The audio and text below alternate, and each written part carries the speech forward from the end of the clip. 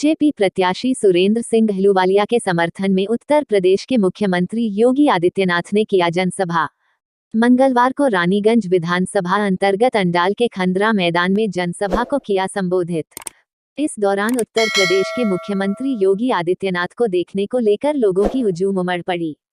चुनाव जनसभा को संबोधित करते हुए मुख्यमंत्री योगी आदित्यनाथ ने मोदी जी की उपलब्धियां को बताते हुए इस दिन सीपीएम और तृणमूल के शासन कार्यों को लेकर जमकर हमला बोला। देश के प्रथम स्वतंत्र समर की ज्वाला को आगे बढ़ाने वाला है बंगाल, और आज हिंसा की चपेट में है, अराजकता और भ्रष्टाचार से लहूलुहान है। बंगाल की परंपरा पर हर भारतवासी गौरव की अनुभूति करता है, लेकिन आज की जो परिस्थितियां बंगाल की हैं, हर भारतवासी उससे चिंतित भी है।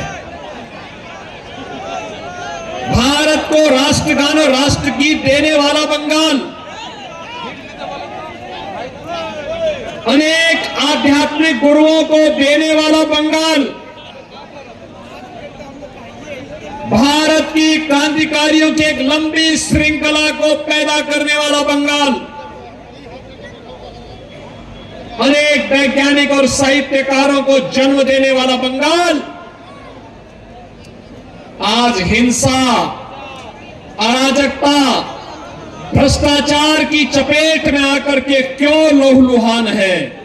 आज आपके बीच में जो इसी माटी का सपूत है, जिन्होंने इसी आसनसोल में जन्म लेकर के यहां के विकास के बारे में, भारत के विकास के बारे में, भारत को दुनिया की बड़ी ताकत बनाने के लिए और मोदी के आत्मनिर्भर और विकसित भारत की संकल्पना को पूरा करने के लिए जिनमें जज्बा है कार्य करने का, शेर जैसा दिल है, जूझने की एक प्रवृत्ति है, ऐसे ऐसे अहलूवालिया जी को भारतीय जनता पार्टी ने, मोदी जी ने अपना प्रतिनिधि बना करके आसनसोल में भेजा है।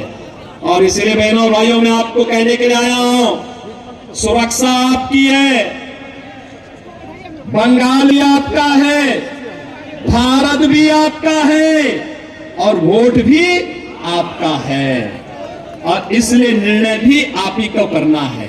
और आपका निर्णय अगर भाजपा के पक्ष में आता है तो सुरक्षित और समृद्ध बंगाल बनेगा, सुरक्षित और समृद्ध आसनसोल बनेगा।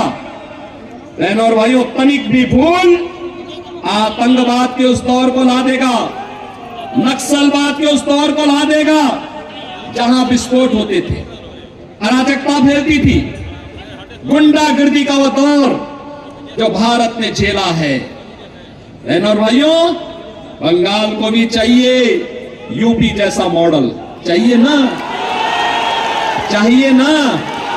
देखो ना, पहले लोग कहते थे, जब कुठारी बंधु बलिदान हुए थे तब नारा लगता था, अंतिम समय में भी उन्होंने एक नारा लगाया था कि रामलला हम आएंगे, यही नारा लगता था ना। एक कांग्रेस और टीएमसी के लोग, ये नाम भले ही अलग अलग हैं, लेकिन एक ही थैली के चट्टे बट्टे हैं, कोई अलग नहीं है। लूट में, अराजकता में, भ्रष्टाचार में, ये तीनों, कांग्रेस, टीएमसी और कम्युनिस्ट, ये तीनों एक ही है। नाम भले अलग अलग होगा, क्योंकि लूट का तीनों का तरीका अलग अलग है, लेकिन तीनों एक हैं। इसलिए तीनों पे विश्वास नहीं करना, हमें आध्यात्मिक परंपरा को समृद्ध बनाने के लिए कार्य करना है। और यहां पे रामनवमी की शोभा यात्रा नहीं निकल रही है।